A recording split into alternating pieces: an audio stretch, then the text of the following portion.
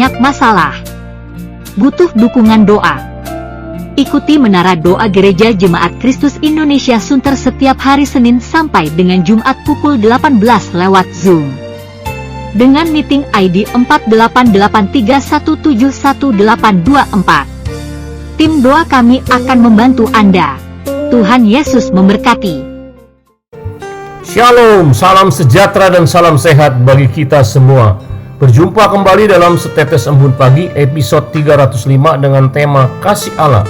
Firman Tuhan diambil dari Yohanes 3 ayat 16 yang berbunyi, "Karena begitu besar kasih Allah akan dunia ini, sehingga ia telah mengaruniakan anaknya yang tunggal, supaya setiap orang yang percaya kepadanya tidak binasa, melainkan beroleh hidup yang kekal."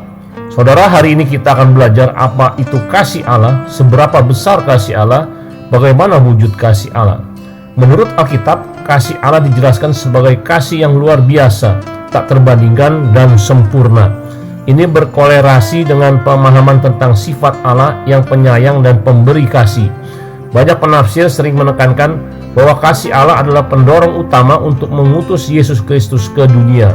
Korelasi utamanya adalah menginspirasi kita untuk mengejar kasih dan kepedulian dalam hubungan dengan orang lain, mencerminkan karakter kasih Allah dalam tindakan kita. Apa wujud kasih Allah?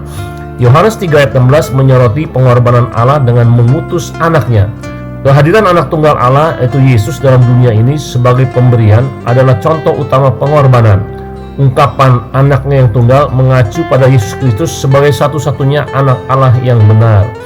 Penafsir memperjelas bahwa Yesus adalah kedatangan Allah dalam bentuk manusia. Ini menginspirasi pengorbanan dan pemberian dalam kehidupan sehari-hari, baik dalam membantu orang lain maupun dalam memberikan sesuatu yang berharga. Frase "setiap orang yang percaya Kristus tidak binasa" mengacu pada keyakinan orang Kristen bahwa mereka yang mempercayai Yesus Kristus sebagai juru selamat dan Tuhan mereka akan memperoleh hidup yang kekal dan tidak akan mengalami kematian rohani yang abadi. Ini mengindikasikan bahwa keyakinan atau iman dalam Yesus Kristus adalah kunci untuk mendapatkan keselamatan atau hidup kekal. Dalam keyakinan Kristen, iman dalam Kristus membawa pengampunan dosa dan keselamatan dari hukuman abadi. Maksudnya adalah bahwa mereka yang percaya dalam Kristus akan memiliki hidup yang kekal di hadapan Allah. Mereka tidak akan mengalami pemisahan dari Allah atau hukuman kekal setelah kematian, tetapi akan hidup bersama dengan Allah untuk selamanya. Pernyataan ini juga mencerminkan pemahaman akan pengorbanan Kristus di kayu salib. Dalam keyakinan Kristen, Kristus mati sebagai pengganti untuk dosa-dosa manusia, sehingga mereka yang percaya kepadanya tidak akan mengalami hukuman dosa yang kekal. Secara keseluruhan, Alkitab mengajarkan bahwa kasih Allah adalah kasih yang tak terukur, yang dinyatakan melalui tindakannya dalam mengutus Yesus Kristus dan memberi keselamatan kepada manusia.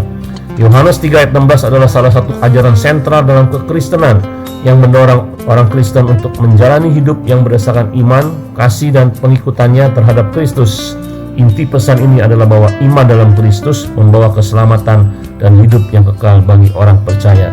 Tuhan Yesus memberkati. Mari kita berdoa. Terima kasih Tuhan untuk pengorbanan-Mu di kayu salib, sehingga kami yang percaya kepada-Mu sebagai Tuhan dan Juru Selamat tidak akan binasa tetapi memperoleh hidup kekal. Inilah dasar iman kami untuk memperoleh bahagian yang Tuhan sediakan buat kami semua. Tolong kami untuk tetap setia dan terus percaya kepada-Mu. Di dalam nama Tuhan Yesus, haleluya, amin.